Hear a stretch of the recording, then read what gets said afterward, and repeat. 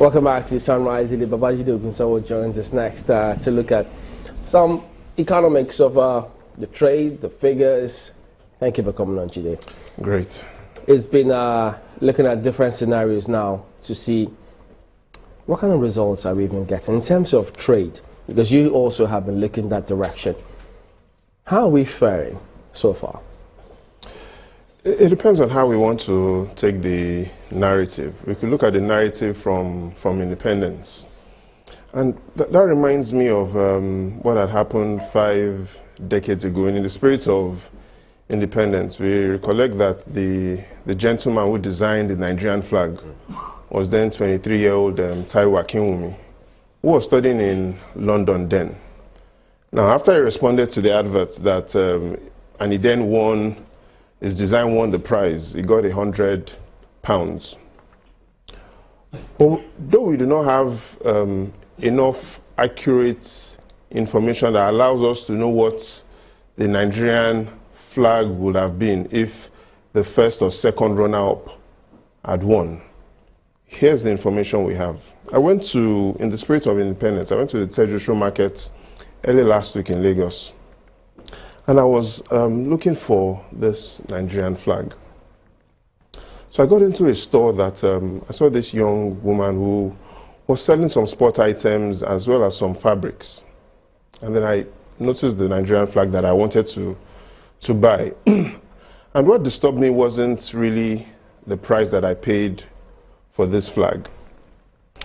I'd asked her that, how do you source your fabrics, and how do you get a lot of the things that, knowing that textile is among the list that the CBN had said will be restricted for official forex purchases. Yeah. She then told me that she has to go to the Republic of Benin to buy a lot of her fabrics, and that's where she got this. So it got me thinking that now, I know that the Republic of Benin have a thriving cotton industry, but just as I was thinking about, is it possible that the Nigerian flag is manufactured as well in the Republic of Benin? I took a closer look at our store and I noticed that there are lots of empty cartons that had Chinese inscription, not French inscriptions. So as I was driving back home, there was only one question on my mind. And that is, could the Nigerian flag be made in China? Did you get answers?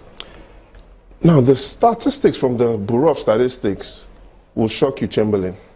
But just before I reveal what the Bureau of Statistics say about if the Nigerian flag is really made in China.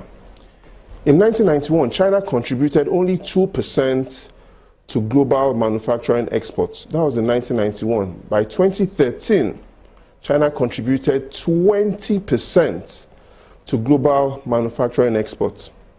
So Chamberlain, listen to what the Bureau of Statistics says about our trade with China and our trade with other African countries.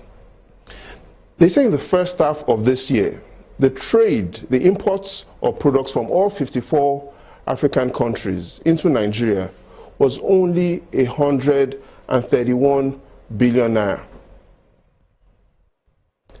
However, import trade from China alone was 879 billion naira. In simple terms, here's what it means. For every vessel that comes into Nigeria from any of the 54 African countries, 5 vessels coming from China. So this is a Nigerian flag that is actually made in China. So it's actually a Chinese flag, but adoring Nigerian colors. So, if you look at all of this, I think that also explains why some issues like this in the textile industry is going on. First, we've had a representative from the textile industry here to come talk about some issues, and he did say that some of the companies are folding up, especially those here in Lagos, specifically around the Ikorodu area. And if we're talking about fabrics that represent the national colors, the green and white, and we still can't even do that back home here, it then means that we haven't fared well.